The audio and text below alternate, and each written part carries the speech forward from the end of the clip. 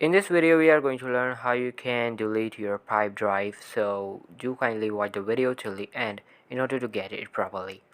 Alright, so currently I'm logged into my Pipedrive, and what you need to do from here, once I go over to settings, like your company settings, and go over on password and login, in the left menu you can see password and login. There's no option to delete the Pipedrive.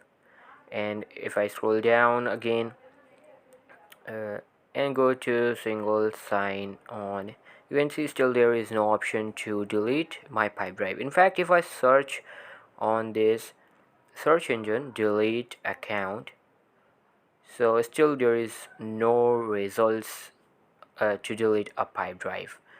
So you can now delete a Pipedrive after creating. Yeah, the one thing you can do if you're on a free trial, you can see I'm currently on a free trial and 14 days are remaining, so definitely after 14 days my Pipedrive account will be deactivated automatically. So this is basically how you can delete your Pipedrive account if you're on a free trial. Other than that, there is no way to delete it. So I hope you have learned something new. So all for today's video, guys. Make sure to give this video a huge thumbs up, subscribe to our channel, and I'll be meeting you in the next one. See you soon. Bye.